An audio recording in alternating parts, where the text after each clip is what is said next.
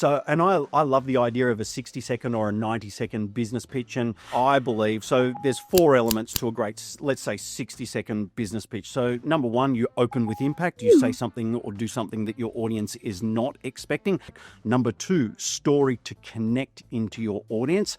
Number 3, you talk about your number 1 key product, service or message, whatever that is. And then number 4, what's the call to action?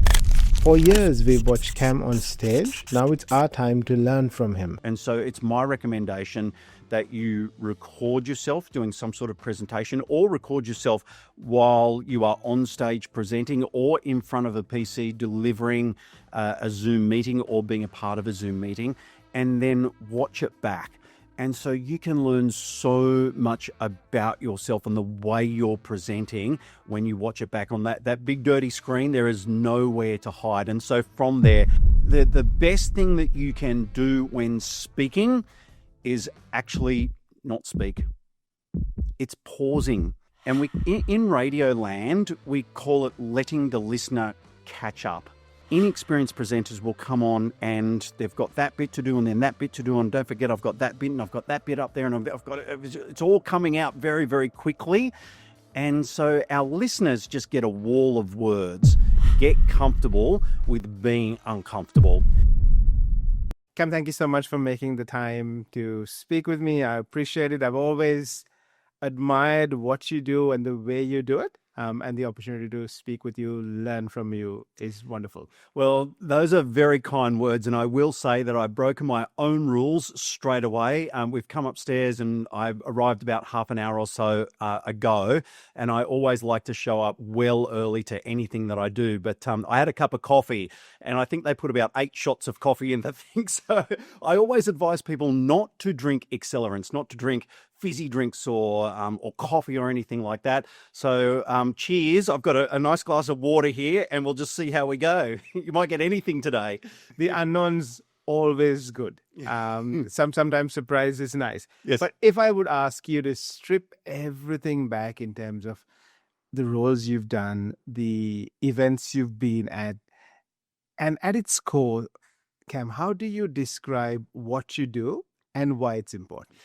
Yeah, wow, that's a really good question to begin with. And so, I mean, essentially what I do is I talk about my business, Present with Impact, with 3 core services. So number 1, I'm a presenter for hire.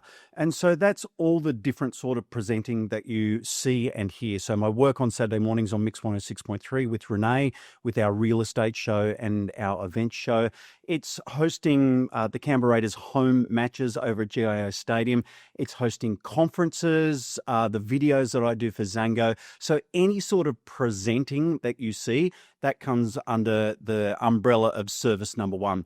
Service number 2, I like to say that I show CEOs and pretty much anyone how to speak and communicate with impact. So that's drawing on around about 35 years of speaking experience and bringing it all together and devising and building programs and showing people how to speak well.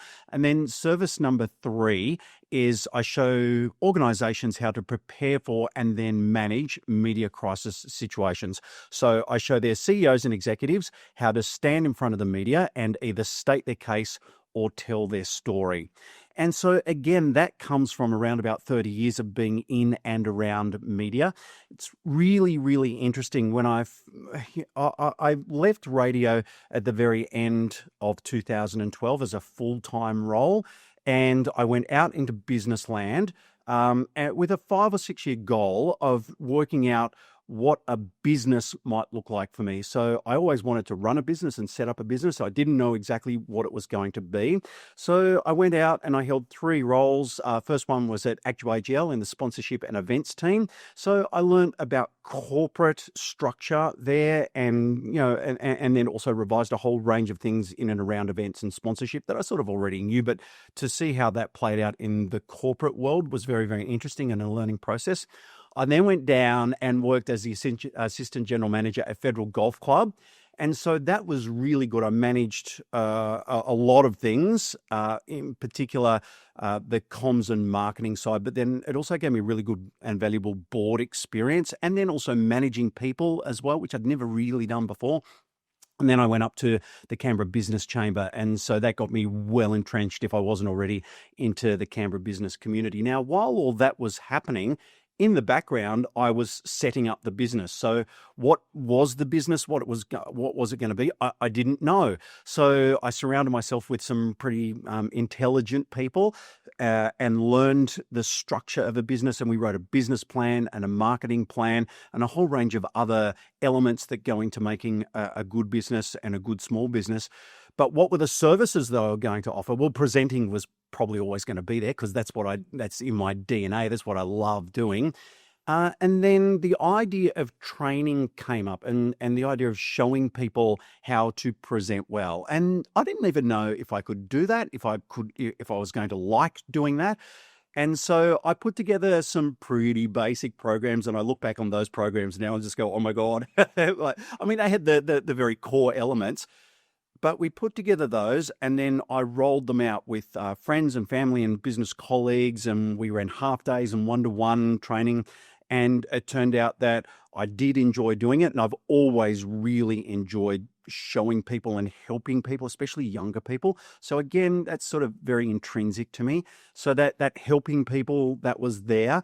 And then did I enjoy doing it? Yeah, 100%. Could I do it? Yes, I learned that I could. So we set it all up in the background and we hit the go button at the very beginning of 2019. Now, I mentioned those are the first two services, but media training was never on the radar. I didn't even consider that as something that I might do.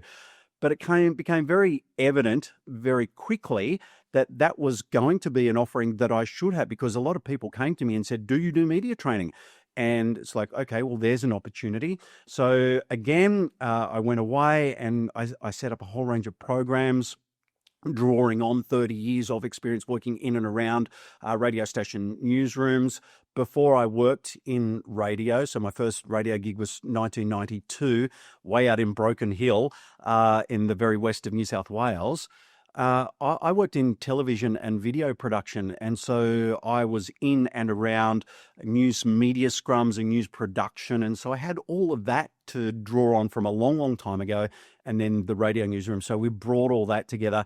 And I mean, I still love presenting and I love showing people how to speak well, but the media part of the training is really, really enjoyable. I love doing it. And so what does all that mean? It means that I am showing people and providing skills to people who, especially with speaking and media as well, when people stand up in front of others, most people don't like doing it. And there's all sorts of bad experiences that they're drawing on, and they've had those bad experiences. And so I can show them how to rebuild and build skills to get up there and communicate really well. So that's what I do, and that's what I love doing. In a world of fast-paced social media, and with lots of corporate leaders building personal brands while they're in their own organizations, what are some of those surprising elements you've come across in the media training space? Yeah, media training space has obviously changed. I mean, with the social media and digital media elements. I mean, at the end of the day, though, one of the things that I try and show people to do, whether it's on digital or whether it's on the traditional forms of media, is just be as authentic as you can.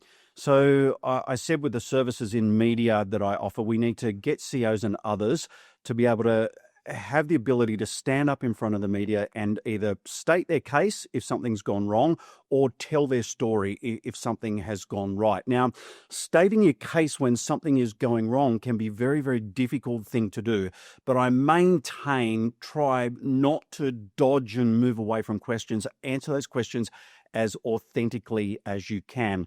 And of course, in digital media land now, and there's agencies and government as well, they take the 10 seconds or the 15 seconds and they'll either shine you in the best light or the most negative light that they can. But all you can do is again, be as authentic as you can in 2025, and you will be able to navigate those waters. And is that the broader side of what you just said? So when somebody is learning to speak on camera or in front of a press pack, do you also help them understand what's the narrative around it, what pausing looks like, and how little voice snippets can be taken into context of what's the right word to use in the right place type thing? Is that? Yeah, that's all of those things are definitely things that we have a look at, and it's all about being ready for it before it happens. Now, in a case where something goes wrong, and if you're going to have to go and stand in front of the media where they will be taking those snippets or they will be playing parts of that on the news in stories, and then also in print and on radio, so you need to be prepared for it in the background and have an understanding of what they're looking for. And so we also talk about having key messages. And so what is the number one key message and what are the two supporting messages? And it's sort of, you need to try and work that answer, your key message, into the first answer, if you can somehow do that. And how do you do that? It comes from, especially if something wrong or something bad is happening. So it comes in, this idea of war rooming. So you get your people around you, and if you've got a 11 o'clock news call and you're going to be standing in front of the media, the afternoon before or the morning of, you're in with your team and you are going through those answers. And really the instruction is to the team, it's like, let's write all the questions that we don't want to have to answer, because you can be guaranteed that those are the questions that are going to be asked. And so we need to at least be ready for those. You don't want to be super over-rehearsed, but you certainly want to know how to provide a succinct answer within a sort of 20, 25, 30-second space. So I had a wonderful conversation only recently with a Win TV journalist who was going up to speak with a lawyer about a story that they were presenting on Win TV News. And the journalist had the conversation with the lawyer, and everything was set and ready to go. And the lawyer actually said to this journalist, she said, they said, I won't provide big, long answers. I know exactly what I need to say. So they got up there, set up the cameras. The journo asked the first question, and the answer went for 7.5 minutes. It's just like, that's too long. Because really, at the end of the day, if you're lucky, if it's going to be a 90-second news story, if you're lucky, you'll get 10 to 12 to 13 seconds. And then if you're even luckier, you might get 5 or 6 seconds in the second part of the story. So a 7.5 minute answer is wasting everyone's time. The clarity you just articulated. Mm-hmm. Does that come naturally to you, or is that something you've worked on? It's both. I have always had the ability to stand up in front of other people and speak. And now it's a skill and a craft that I've just refined and kept on working on.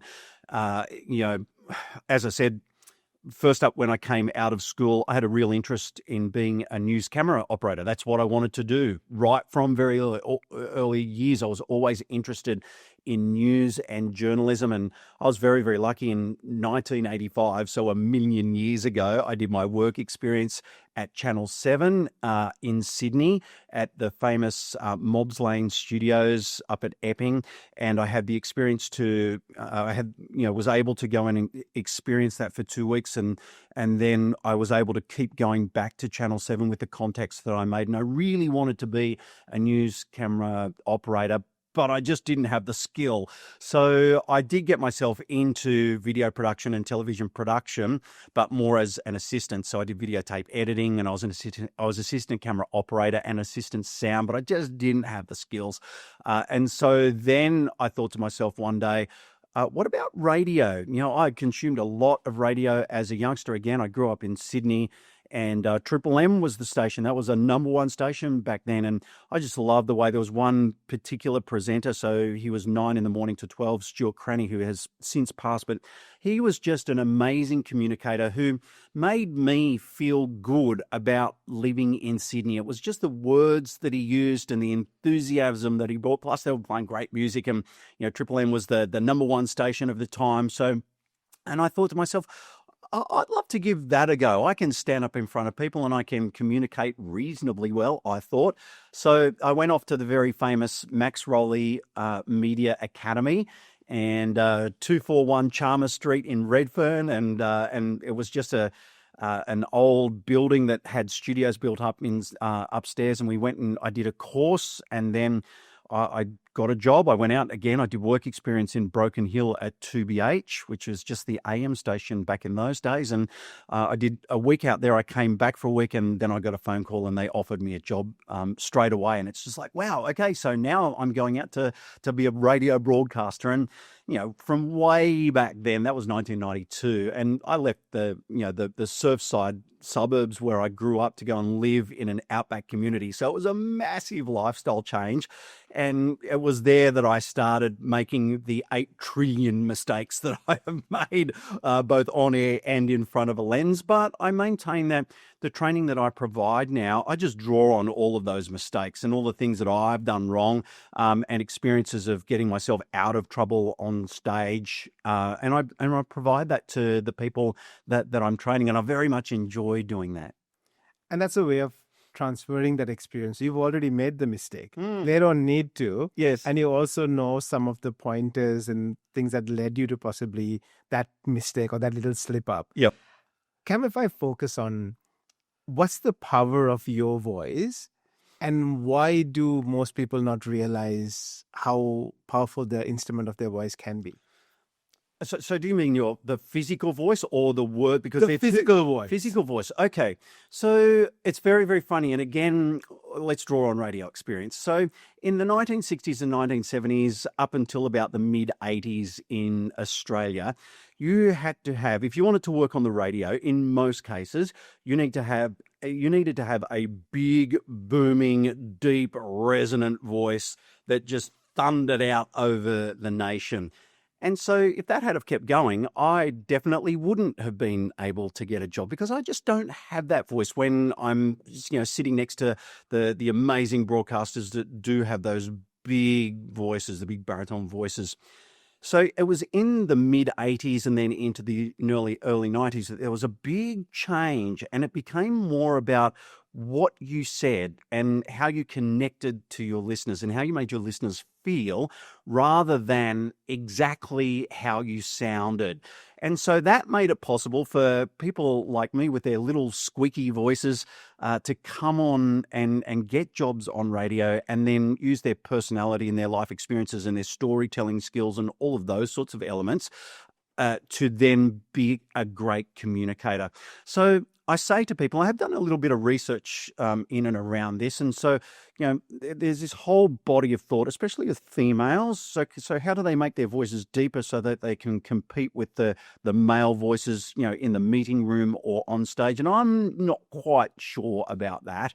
You can change it, and it's not in my sort of sphere that I work in this, but I've certainly had conversations and readings with speech pathologists. So you can physically change your voice to make it deeper or higher if you want, or you can change it around. There's no doubt about that. But that's not my recommendation. It's what you say and then the presence that you bring on stage. And that's the same for males as well. I say to females especially, if you want to have more of a presence, it's more about the volume that you use. And I don't mean shouting at people, but if you just bring a little bit more volume into your voice, you will gain that presence very, very quickly. And people will stop and they will listen to what you say. I have had the privilege of sitting at multiple awards nights and tourism awards where I have sat in big crowds and watched you use sometimes not a loud voice, but a soft voice, sometimes use silence to control the crowd. Yep. So it's not just about the loudness of the voice, it's about using that instrument well. Yep. Are there some of those tips that transfer well into the boardroom also when somebody's trying to create some executive gravitas around how they speak?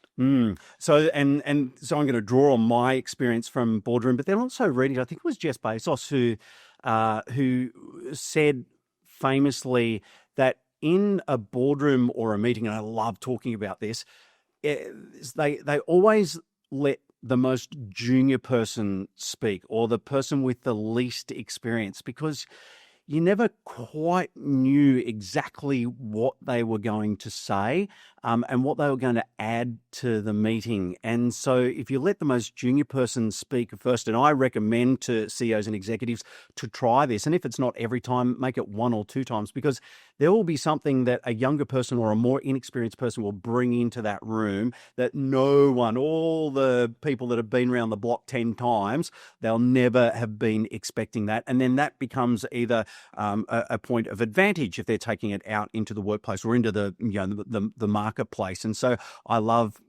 speaking to people about that. I mean, yes, you can use silence, you can use all of those sorts of skills and techniques to bring together a boardroom and bring together everyone who has something to contribute in those sorts of meetings. With a lot of people on digital media now and Zoom calls and video conferencing, what is the best way you, in your experience, have come across for somebody to actually hear their voice and shape how they speak? So hearing the voice it's very, very simple. You record it or you record yourself presenting and watch it back. And so I talk about the idea of this is a very, very powerful training tool, recording yourself. And I often pick up my phone, which is just away from me now, and I pick it up and say, in 2025, we are very, very lucky because we have Hollywood in the palm of our hands. And so it's my recommendation that you record yourself doing some sort of presentation or record yourself while you are on stage presenting or in front of a PC delivering a Zoom meeting or being a part of a Zoom meeting, and then watch it back. And so you can learn so much about yourself and the way you're presenting when you watch it back on that big dirty screen. There is nowhere to hide. And so from there's a whole range of techniques that I show people how to improve themselves when they are presenting and when they are communicating. But the big thing for me is record yourself. And then, as I said, it is right there. You can see exactly what you're doing. You might not know that there's touching your face often, or the ums and ahs, or crutch words that you're using, how many times you're using them. Are they actually taking away from your presentation, or is it okay? So all of those things are all on display. The first time you record yourself and play it back, it's confronting. You can say, that's not me. That doesn't sound like me. I sound much better. That's tinny, yucky, all of that, because we don't speak from our ears. We listen from our ears. How do you get someone over that initial hump? Just got to do it. Because even now, 33, 34 years of working in the radio business, and if someone calls you in, if your boss calls you in and says, we need to go through a break or we need to do an air check, it's like, oh my God, okay, here we go. I don't need to do that. I already know all the mistakes that I made in the break. You just have to, so I like that, the very famous saying of get comfortable with being uncomfortable. And watching yourself back or listening to yourself back is very uncomfortable for most people. Even now, I still don't like doing it. I've just filled in 3 weeks of doing breakfast radio for Kristen and Nige on Mix 106.3 here in Canberra. And it is very much a babysitting role. I don't need to really go in and make huge amounts of content or anything like that. They put extra music in, and I just love talking about local events, or that's what I've done for the last couple of weeks. And some breaks I will go, oh, I wasn't quite sure about that. So I'll listen back to it. And we have the ability to do that very easily in the studios. And so I'm comfortable with listening back to it, but then you come to the bit where you didn't quite do that right. And it's like, oh, come on, you can do better than that next time. So it's a very, very powerful tool to watch yourself and listen to yourself back. Again, most people don't like doing it, but get comfortable with being uncomfortable. Force yourself to do it. And even in my executive training, and we say to CEOs and executives that we're all the busiest people in the world. So my recommendation is that they schedule time into their calendars, because most people are driven by their calendars, but they use calendars to set up their days and their weeks and their months. And I recommend set time in your calendar, because it's nice to do the training and there's lots of things that you can learn and try to implement if you like, but you'll also walk out of the training room and then you go outside, someone cuts you off in the traffic, you get 10 calls, you get a wall of emails, and so lots of it sort of just disappears.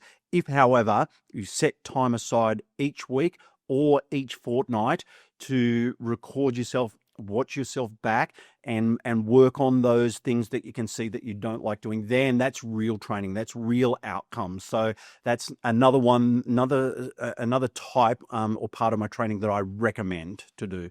English is not my first language, and I've loved how people use their language and communicate clearly. I've heard of the concept of vocal foundations. What is it, and how can people use it to articulate their message? Okay, so for me, the big one, the best thing that you can do when speaking is actually not speak. It's pausing. Pausing is more powerful in many circumstances and instances than what you're saying, right? And if you can use pauses as you go along in your communication. So if you're having a conversation with someone, pausing is really, really important because you need to listen. We need to listen more. So pausing can be powerful there, but pausing also, and in radio land, we call it letting the listener catch up. So you can always tell a very inexperienced presenter, whether it's on radio or whatever audio that anyone's consuming. It might be an audio book, it might be a podcast, can be any of that. Inexperienced presenters will come on and they've got that bit to do and then that bit to do, and don't forget I've got that bit and I've got that bit up there and I've got it's all coming out very, very quickly. And so our listeners just get a wall of words, and it's hard to consume. Experienced presenters will stop and just let the audience catch up a little bit on what they're saying. And so I use in my training the idea of 1 second for a comma, 2 seconds for a full stop, and 3 seconds for end of paragraph. Now, look, that's not, most people, I try and get them away from reading. We don't want to go word for word. We can certainly have a look at dot points, but we want to get out away from a lectern, if you like, and get out and communicate with our audience. So we're vulnerable, but our non-verbal signals are all there as well. And it's much more fun being out in front of an audience as well. And so what does 3 seconds look like as far as pausing is concerned? Well, it might be you're over on this side of the stage and you're coming into the end of one whole part of your presentation and you're getting ready to talk about something new or a brand new thought. And so 3 seconds might be that we stop over here and then you just make your way to the other side of the stage and then start again like that. So that is a nice 3 second gap. It lets your audience catch up, but non-visually or non-verbally, sorry. It also shows your audience that something new is going to start. And it's a really great way to sort of jolt your audience back out if they're sort of starting to drift off a little bit. So using that space.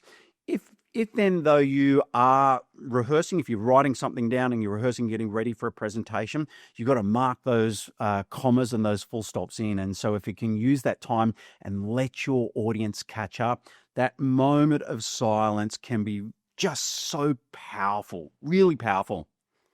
And memorable? Because if I think back at, people that we revere as orators, as people who've left impact on us, think of Nelson Mandela, Barack Obama. Barack Obama was the next. Huge pauses. Yes. Oprah Winfrey did it really well as well. So a whole range. Winston Churchill was another one. Yeah. Over time, we go a long way back there. Who are some of the people that you've seen speak really well in Canberra or in the surrounds that you think, look, these people speak really well? I use a number of different videos in my training and draw on the experiences of people who have been on stage or been in front of audience and speak really, really well.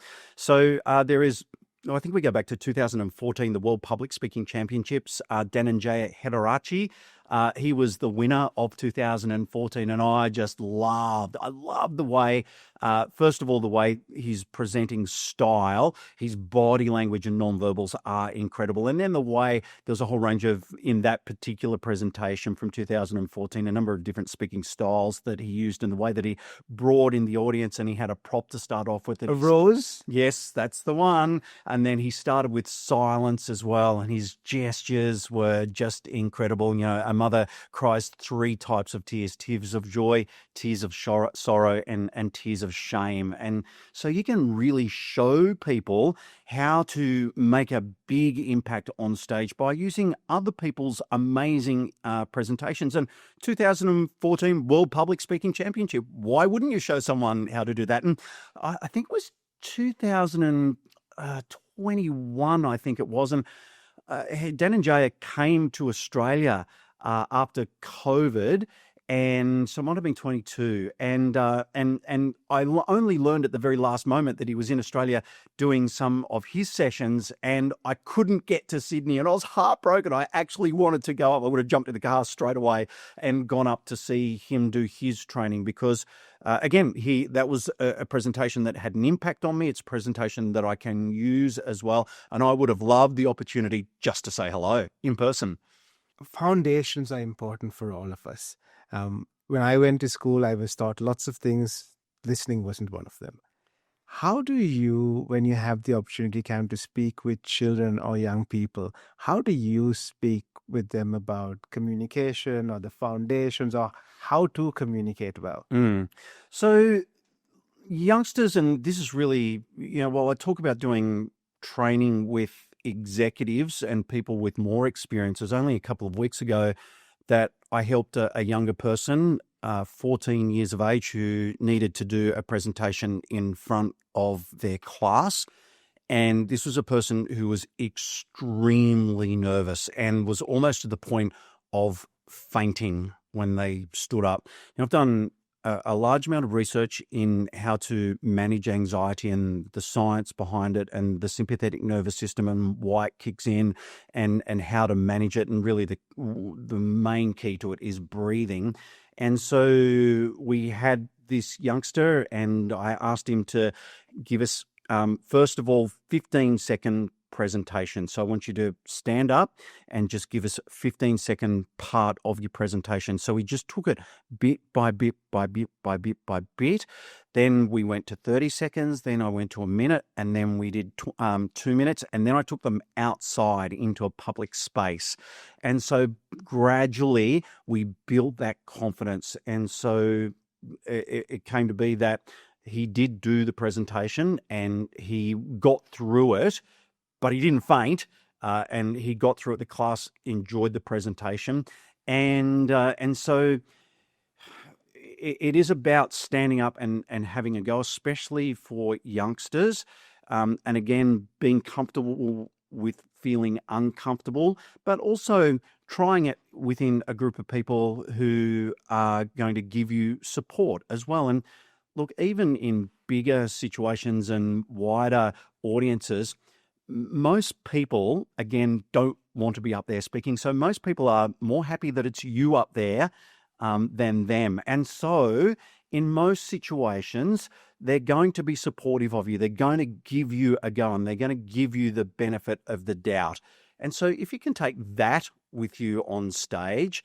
So essentially there's 2 styles of speaking, one where we're speaking with notice and one where we're speaking without notice. And so especially when you're asked to get up and speak without notice, it doesn't have to be super polished. It doesn't have to be word for word perfect. As long as you capture the theme and you're able to do it in reasonable time without waffling off and going in different directions, the audience is much more happy that it's you who's been asked to speak than it is than when they're being asked to speak. So they will give you the benefit of the doubt. There's no doubt about that. I had that happen. I watched it a couple of years ago.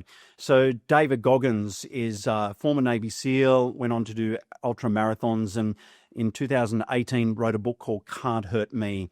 So I read that book and then listened to the Audible version of it, and it's amazing, and there's lots of incredible takeaways from it. So then COVID happened. After that, 2021, he came to Australia, and so we jumped in the car and we went up to the convention centre and we watched David speak. Now, he paid some extra money so we could be down the front. Before David came on and spoke, there was a number of other speakers, and there was one person up there who was talking about sort of what we're talking about here, about using personal brand and how to develop a personal brand, especially in the digital space. And so there was 3,000 people or so in the audience. It's big production, stage, lights, cameras, the whole thing. And so this person was on stage and he was speaking away, and he moved towards the stairs of the stage, and I sort of guessed what he was going to do. And so he walked on down the stairs and he kept on talking, had a radio mic with him, and he came and stood in the aisle right next to me. And by then I knew exactly what he was going to do. And so he's talking away, and internally I'm saying, pick me, I want you to pick me, please. But with my non-verbal signals, I was sort of crouched down a little bit and looking away from him. He was standing over there. So he looked me up and down. I was sort of wearing what I am today. I had a collared shirt and a jacket like this on. Then he looked over across the aisle, and there was another guy sitting there, and he was a bit more rough around the edges. And so he moved over to that guy, and he did exactly what I thought he was going to do. And he picked him up, and he brought him out onto the aisle, and he took him back up on stage, and he turned him around, and he put a microphone in his hand and said, "You've got 60 seconds. Tell us a little bit about who you are and what you do." And look, for me, that would have been amazing, because I've already got my 60-second business pitch in the back pocket, set and ready to go. I've got a few versions of them. This gentleman did not have that, and he failed badly. And so he had the shakes going on and couldn't get his words out. And turned out this guy was a plumber out of Sydney, and he had sort of 3,500 potential customers in front of him, yet he could not sell his services. He could not talk about his business. He couldn't do any of that. And so the guy was pretty good on stage. He didn't crush his soul completely. He made a bit of a hero out of him. And then in the morning tea at lunchtime, I watched people come up to this particular person and say, "Oh, I'm so glad it was you and not me." And it's just like, no, it should be the other way around. It should be, you want to get up there and you want to be given those opportunities to talk about who you are and what you do, especially if you have services to offer. But even, if you work in government, you can be talking about the amazing things that you're doing and the changes that you're making, the policy that you're creating, all of those sorts of things. So we need to change this mindset of, no, I don't want to do it, to, yes, give me the microphone. I'm really keen to share a little bit of my story, share a little bit of knowledge of what I can share and things that I know about. It might also be the way we perceive how you set up even a small business. I'll think of what's the business idea, what's the business plan, how do I do it. Very rarely will I take the time to go and speak to somebody who's a speaking coach or present to say, what's my elevator pitch going to be? Yes. Or how am I going to say what I do in a way that resonates with who I'm speaking with? Yeah. Cam, have you come across small businesses that have invested the time to, build and craft their pitch, and what has your experience been working with them? Yeah, so I've come across businesses that have absolutely done that, and I've come across many individuals and businesses who have just no idea that they even need to do it.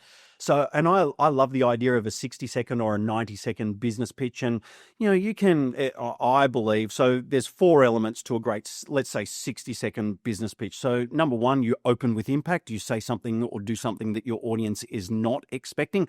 Like right now, the use of a prop. If I'm going to talk about my media training, this is my new bit of kit and I absolutely love it. This is an old ABC camera. So I might... if I am speaking with notice and I'm asked to do a 60-second pitch, I might bring in something like that along. If I'm asked to speak without notice, of course I'm not going to have that, but I can do or say something. So number 1, open with impact. Number 2, story to connect into your audience. Number 3, you talk about your number 1 key product, service or message, whatever that is. And then number 4, what's the call to action? what do you want your audience to do? Well, I want the audience to go to my website to have a look at all the services that I provide, all the 3 services. So you can prepare and write that in the background.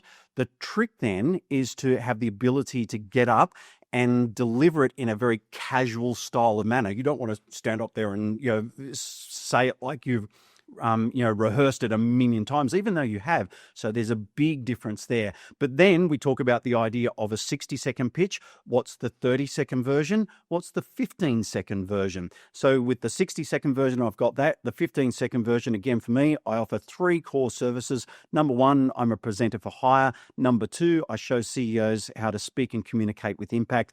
And then number 3, I show organizations how to prepare and get ready for media crisis situations. Bang, there's your 15 seconds.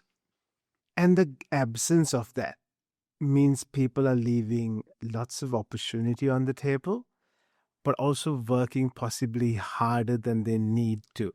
Yeah. How do small businesses come to this realization, or can we do more to get small business or even young entrepreneurs to get that realization? Is there something more we can do? Oh, look, so the Canberra Innovation Network, or CBRN, and Peter and the whole team over there, Craig, just do an incredible job of getting small businesses. They're a business incubator, essentially, and they do a whole piece around pitching. They have their first Wednesday Connect, so people have the opportunity to get up and pitch there. But you need to realize that you have to get it ready in the first place. And so that is number 1, realizing that you need to do it. Then number 2, coming in, speaking to someone like me or someone who is showing others how to speak well, and then having a look at those elements that you need to add into a 60-second pitch or a 90-second pitch. Might be a 5-minute, might be a 10-minute, might be a 15-minute pitch. And when you're getting into sort of more complicated pitches where you're pitching for capital, venture capital, then it has to be really good. I had a great experience a couple of years ago with a small business out of Canberra that came out of the CSIRO, and they've got this amazing product that they spent a lot of time developing. And so they were going off to Sydney in a couple of weeks to pitch it in to get $4 million was the goal. And they built a pretty good 12-minute pitch. If I'd have been there right from the start, the slide deck and the content would have been a little bit different. But they came to me right at the last second and said, "We can't do it. We don't know how to do it. We can't get up and do this well." So there was 2 of them, and I said, "Okay, let's go. Let's get you up and give us what you got. Let's get the deck going, and we'll record it, and let's have a look at you in action." So the first person who did it sort of, she just couldn't do it, not with 2 week space anyway.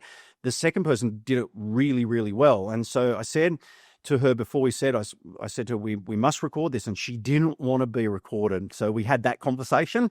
And so we did record it. And then she saw the power of watching it back. And we did a number of sessions in those 2 weeks, and we got it up to speed. They jumped in the car and off they went to Sydney. They didn't come back with $4 million. Came back with $3 million. So that's an incredible bag of money to now fund this incredible product that they have. And it's a product that's out of Canberra that will go internationally. There's no doubt about that. It already is. So in the background now, I just will watch that organization and I'll cheer on from the sidelines, knowing that I just had a little bit to do with that. And so for me, I just love that. That makes me glow on the inside. And it's also the investment of time that they took to come to you. It's the realization that I've done all of this work, but I just need that little bow on top of it. I need to finesse the message. Yes. And you will be blessed for helping organizations and individuals like that.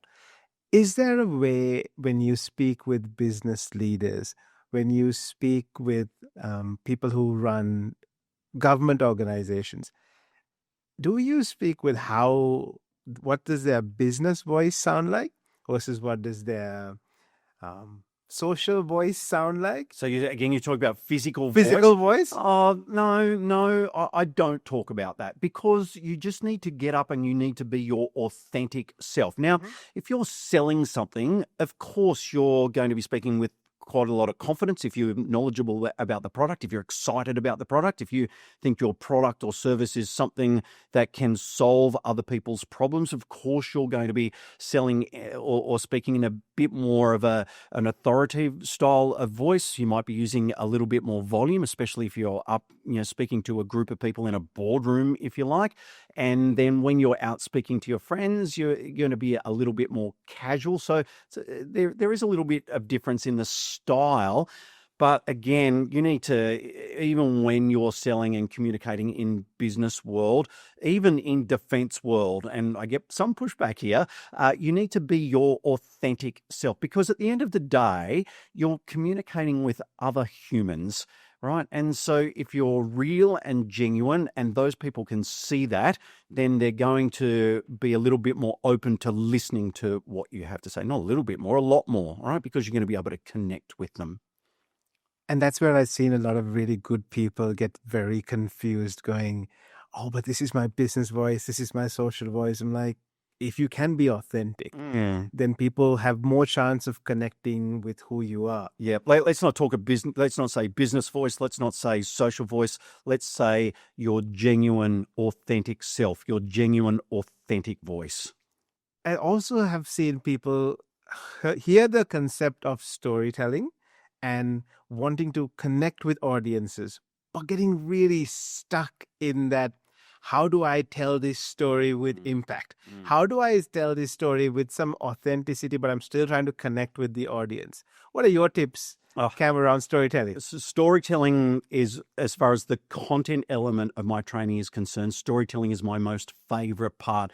And the neuroscience behind storytelling is incredible. We don't have enough time to go into all of that now, but I've done a lot of research in and around the neuroscience behind it. And I always have to, sort of preface that by saying, of course, I'm not a neuroscience scientist, but we do have a look at some very, very incredible people who specialize in this.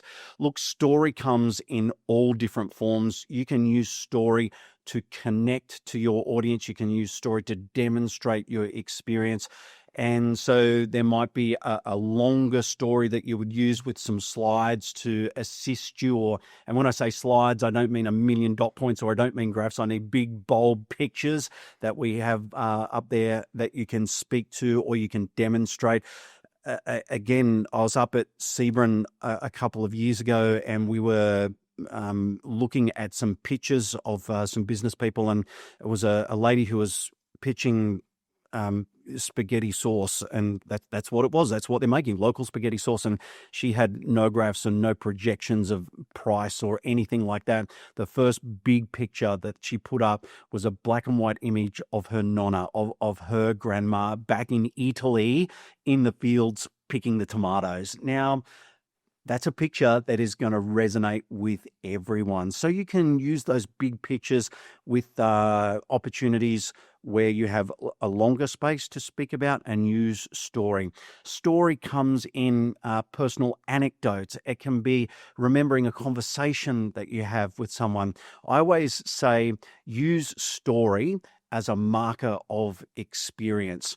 And it's really interesting with some higher level public servants that we've done some training with, and we introduce the idea of storytelling, and we show them the examples, and we show them all the the videos and everything that I have, and they stop, they push back, and they say, oh, no, Cam, we're not allowed to use story. This is the public service. And I say, okay, let's not use story. Let's call it case study. Oh, case study. Yeah, we can use, right. Okay. Is very similar, right? Case study is really a story of, what you've done, the actions that you've taken, and the result and the outcome, and, how you've solved problems. So story just comes in so many different forms, and you can use story. And I recommend you use story up front of your presentation. Don't bury it down the back. Story up front, and then take it from there. And you will connect into your audience. And if that story has purpose, if it's got a meaning, if you can work it around and double back at the conclusion of your presentation to wrap it all up, then we're starting to bring together an incredible keynote or just a presentation. So I cannot speak highly enough about story. Cam, for a wonderful speaker and presenter like you, things don't always go right? Not always. How do you pick yourself up in the moment? How do you take the time to reflect and learn? And if it's technology or something else that hasn't gone well, how do you take the time to go back and ensure that the next time that doesn't happen? Yes. Well, I suppose and I love being a host, I love emceeing, and I love providing experiences and providing situations where the audience has a great experience. And that's what I'm built my presenting around. And for me, it's very much about the audience. And if we can, send an audience away with an amazing experience, then we've done the right job. For me, I'm a person where I need to be very organized in the background. And so what you see on stage is the result of a large amount of time that is being spent learning about the business, learning about certainly the audience. That's the first question I ask. Who is in the audience? And that's a question that everyone should be asking when they're going to be standing up in front of an audience or a lens or anywhere in that situation. Who's the audience? And then you can tailor your messages. So that's the first question that gets asked as well. And so in the background, and people don't see that. And so if then things start to go a little pear-shaped on stage, I can rely on what the research that I've already done, or we can change things on the way. And so while all that's been in place, and while we've got the structure and we've got minute by minute from the event schedule, and we've got to be very, very respectful for that. If things go a little bit pear-shaped, then you've got to be able to deal with it. I did so from this recording. At the time of recording yesterday, I hosted an event in the afternoon where it was outdoors. We had the Chief Minister of the ACT, Andrew Barr, was with us. We had a number of other speakers. There was around 300 people outside, and there was an indoor area, but it was not big enough for that whole audience. And guess what? It started to rain. So what do we do in that situation? It wasn't pouring down. It was light sprinkling. It got a little bit heavier. I had my notes with me because I had notes and a run sheet and everything like that. I had it bound up. I always bind everything. I'm a big binder. So it's got to be very, very organized. And look, that's a tip as well. And I saw speakers who were on stage with me yesterday who did not have their notes stapled. And it was a little bit windy as well. And their notes were blowing all over the place. So you're not going to bind your what you want to say if it's dot points or written, if you are not just ad-libbing. Make sure you staple it so that they don't. And that also means that if you've got 3 or 4 pages and they fall on the ground, then you know that they'll always be in order if you're stapling them. So staple your notes, people. All right. And so it started to sprinkle. And look, I did have nice introductions that were written for me. And this is what I love to do as well. I get given these notes, but I go away and do my research so I can ad-lib in and around the notes and the dot points that I'm given. And so the chief spoke, we had 2 other speakers, but then the main speaker, the CEO, was due to speak and had almost a full page of introduction. But by this time, the rain had got a little bit heavier.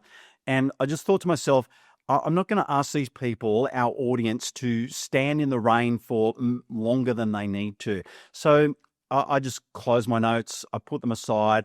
I gave a little sort of, 20 seconds of what I knew about this person. And then I said, he's the boss. Welcome him on. You all know him. You all know what he's done and his amazing achievements. Let's just get him on to speak. And so you can change things on the run like that, depending on situations. You've just got to have that experience to be able to do that. Now, the event organizers, they took a lot of time to write that and give it to me, and it went backwards and forwards, but I just made that decision on the run, and it was the right decision as well.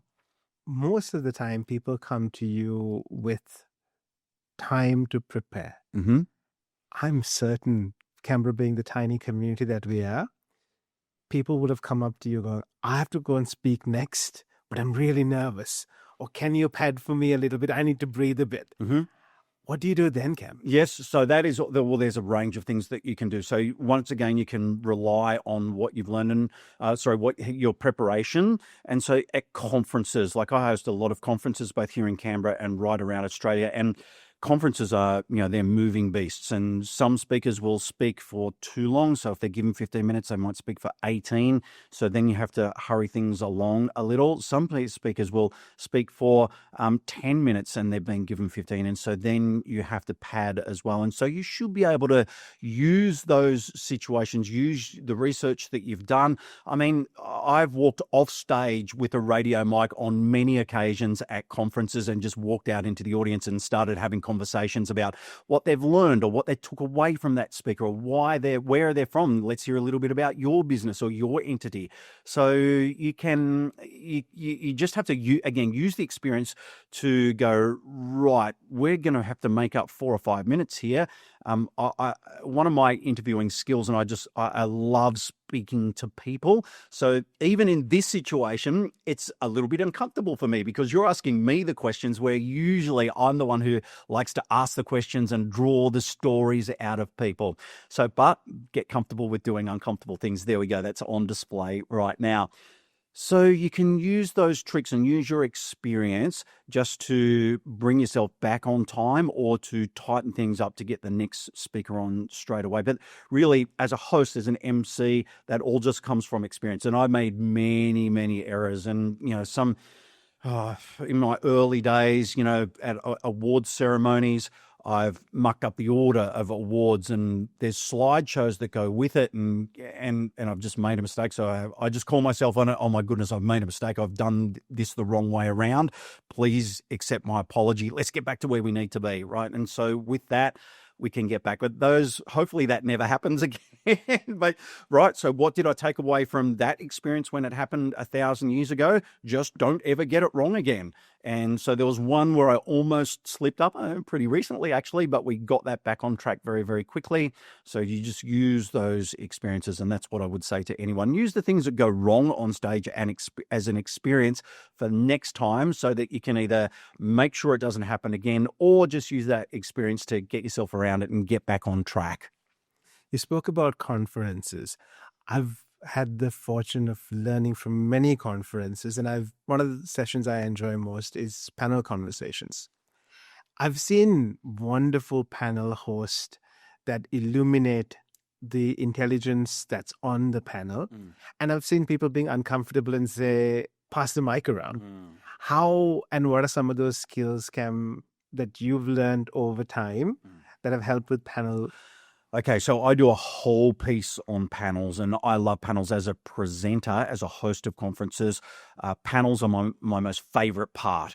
And so the way that we get panels ready is, number one, we need to get the panelists familiar with their other guests. And so any panels that I'm hosting, I always insist on doing a video meeting a week before, 2 weeks before, where we bring together the people who are on the panels so that, and a lot of times they already know each other. So in those situations, it's nice just to have a quick catch up and they can chat about, what they've been up to or, what they're doing.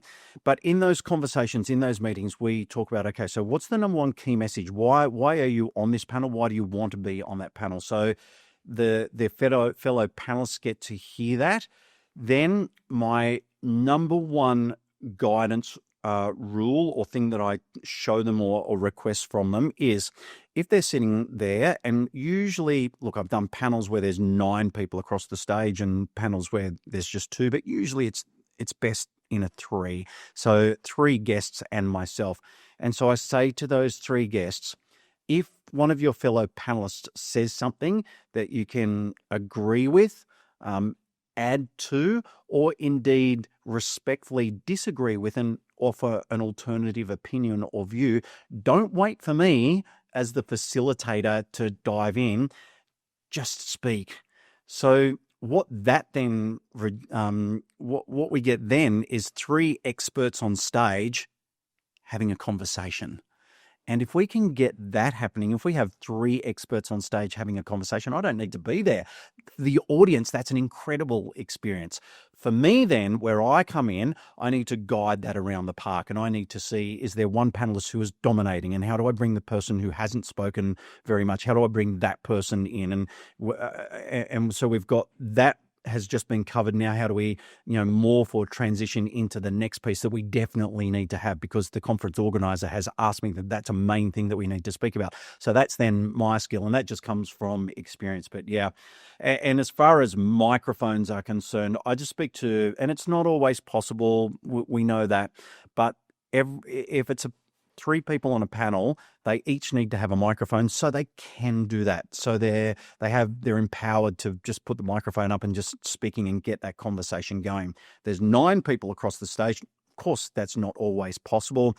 And so, I mean, you don't want to have one microphone amongst 9 people. It hardly ever happens. It's usually 3, and that's what we go for. Kemi spoke about adding a lot of value to run sheets and scripts by doing research, which is fantastic. How do you remember and recall this research? Yeah. Yep. Okay. And so that is just through time. It is just picking out those key parts. And again, we don't just read it once. We go onto the website. We have conversations with the people who are running the business. You just do as much as you can. And it might be just that one cue dot point that you have that you can then recall on stage. And look, I've done a lot of work for me personally in and around memory, because I'm like every other person, or most other people say they've got a terrible memory. They can't remember names. I have listened to an incredible audible book by Lisa Genova, and she's a neuroscientist who specializes in memory. And some of the techniques that she has and passes on and communicates in that in her books are incredible, and I've definitely taken those away, and I use those in my presenting as well. And one of the big things she speaks about is the idea of it's not usually the memory that's the culprit.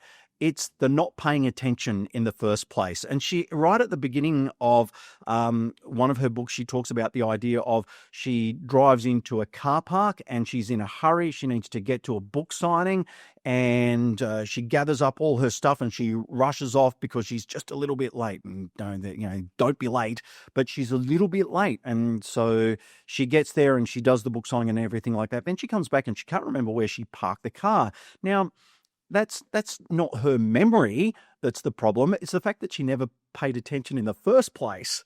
That's the issue. And so how do you pay attention? You might take a photo of the level that you're on and the color level that you're on, or you might write it down, or you might say it out aloud to yourself a number of times as you're rushing away. So it's the whole idea about paying attention in the first place. It's like when someone says their name, and so I always say it back to them, and then straight away I try and use that name and associate it with someone I've already met. And so I have that person's face who I know quite well next to that person. So that's a visual thing internally. And this is all going on very, very quickly. And it doesn't always work. But then again, you can just call yourself on it, because most people, they don't have the ability to remember names, especially when you're meeting lots of people at networking events. And I always just call myself on it. So sorry. Right. And it gets a laugh. And that person has been in that situation before themselves. Cam, you've got such a diverse range. Stadium presenting, when you're at a big game, how does that differ to the other types of presenting you do? And what is that one core component you do around audience engagement in that setting? Yep. So again, it's about research. It's about knowing the product or the service. It's about knowing the organization and the values. I mean, with the work that I do with the Canberra Raiders, this is now, at time of recording, the 14th season. I've always been a long-term Canberra Raiders fan anyway, and so then you get in the background and you speak with the management, the coaching, and the players, and so you learn the values and you learn what they're trying to do, and so then you look for ways to communicate those values in what you're doing on the ground and in other situations as well. And so, yeah, it's about learning. I've been very fortunate in the fact that when companies and organizations and associations come into Canberra and they use me for a conference, I get the call up again. So, and usually and many times the conference then is in another capital city or another part of Australia. And so if you have that sort of those ongoing clients, you can learn a little bit more about them, but it's all about going in and learning about the organization. You just don't get a script or get a run sheet and show up and do it. And look, lots of people do that. There's no doubt about that. But if you really want to live and breathe the product and the brand and the service of the people who are presenting the conference or event, you have to do all that in the background and you need to know about it. And so that's one of the things that I definitely do. And that's, again, no one sees that. No one gets to experience that. It looks like I've just show up and can do it and know about it and can talk about the brand and the values and all those sorts of things, but the research is done in the background. These beautiful systems that you have set up for yourself, which set you up for success, how did you build them or how did you come about them? So watching other people present, listening to other presenters, doing a lot of reading as well, and then just making all the mistakes that I've made over the years. And there was a very famous presenter, and I won't say who it was, who was that told me this. It was a long, long time ago. That person said to me, Cam, it's not how many mistakes you make, it's how well you hide them. And so you can hide mistakes really, really well and then get yourself back on track. And again, it comes with experience and it comes from making those mistakes. And don't worry, I've made plenty on stage and continue to make mistakes, but you hide them well and then you just get on with the job. And hopefully you learn from that mistake. If it was the same thing that happened over and over and over and over and over again, then that becomes an issue. But if you're learning as you go, and look, we learn every day. Every experience that we have, you should be able to take away something and apply it to what you're doing. And that's not just with presenting, that's with everything, really. For somebody in the public service, for somebody who is starting their entrepreneurial journey, what's the right time, Cam, to speak with someone like you and refine how they come across, refine how they're present? Is there a right time to do that? Yeah, now. Right now, do it. Call me, get on the...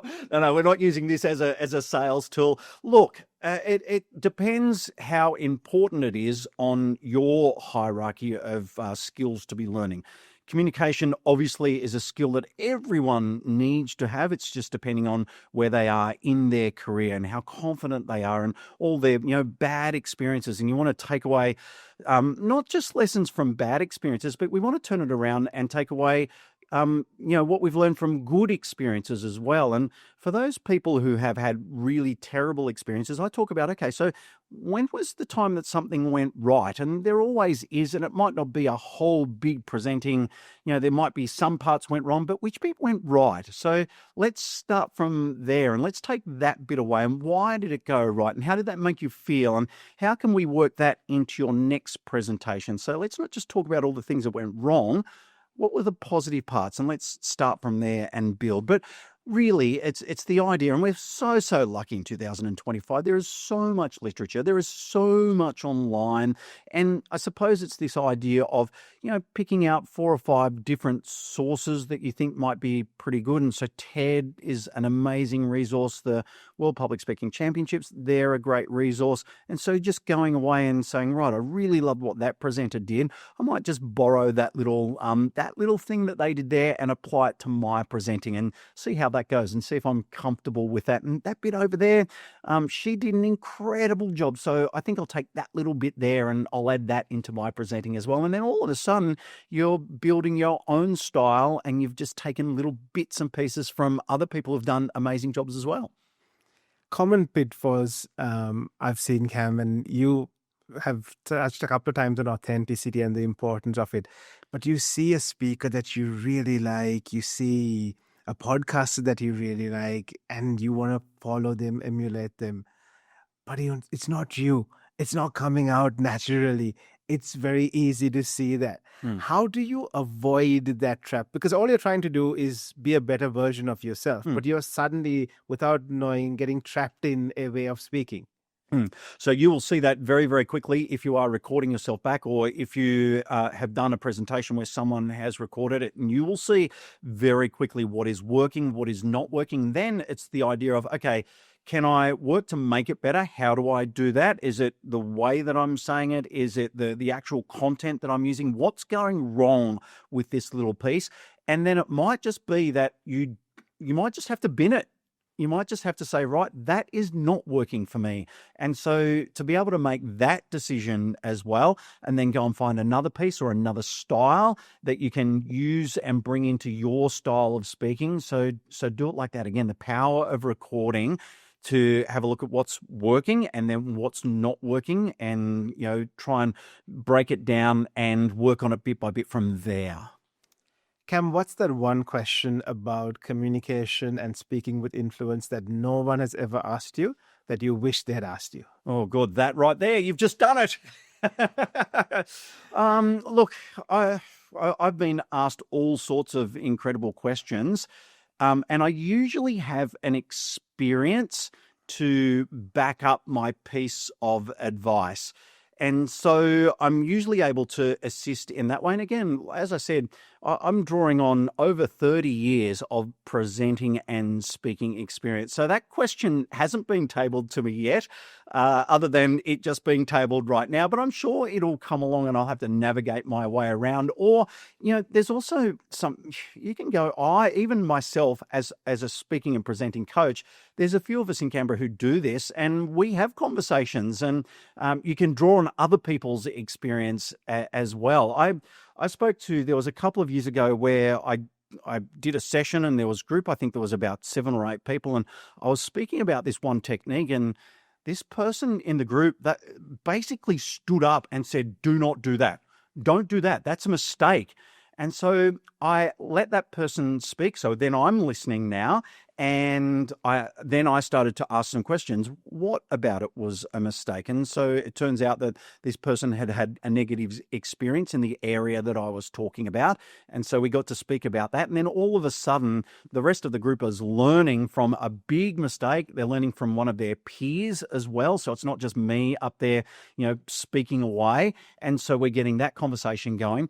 And so some weeks after, I sat down, had a cup of coffee with another presenting coach and communications coach in Canberra, and I said, has that ever happened to you? Have you had a person stand up and just say bluntly, do not do that? And that coach had not had that situation happen. So then we had I sort of, talked about how I managed it, and that coach said, yeah, that was a great way to manage it. So, every training session, whether it's one-on-one, whether it's a smaller group, whether it's a larger group, every training session is different as well. You've got different personalities. You've got different experiences. There's different levels of confidence. There's people who have had really terrible experiences and they feel very, very vulnerable. And so have to know how to manage that as well. And that's what's so exciting about it. When you walk into a room and you've had lots of conversations already on the phone, if there's lots of video meetings that you have with people, getting them set up and ready to go. But when it comes to having the one-on-one session, then they usually are a lot more vulnerable. And even in smaller group sessions, people are pretty open with the bad experiences that they've had. And that's better for me because I can say, okay, so I had that exact same thing happen to me, and this is what I did, and this is how I managed it. Or I saw that happen to someone, and this is how I would have managed it, and this is the advice that I might give to someone else. So that's what's so dynamic about doing this training. It's one of the things I love. Absolutely. If someone wants to reach out to you, Cam, what's the best way to connect with you? Yeah, so here comes the call to action. So we've had the Open with Impact piece. We've talked about storytelling. We've talked about relying on key messages, and then the call to action. So a really easy call to action, especially if you have a website, because, in a small amount of time, if you're asked to get up, speak without notice, and you've given 30 seconds, 60 seconds, there's no possible way that you can speak about all the amazing things that you do. Where's one of the best places? Website. So presentwithimpact.com.au. that's my website. I've got a LinkedIn page as well. I've been around long enough. My details are out there. And so if you just type in my name, it'll all come up and I'm there. Cam, thank you for making the time. Thank you for the opportunity to learn from you. I look forward to seeing what you continue to do in Canberra. Thank you so much for having me. I've really enjoyed this experience. Thank you. Thank you. A massive thank you to Crown Plaza Canberra for hosting this episode of the podcast. If you are looking for really nice accommodation in close proximity to Canberra CBD, or if you want well-appointed meeting spaces, check out Crown Plaza Canberra. Thank you again.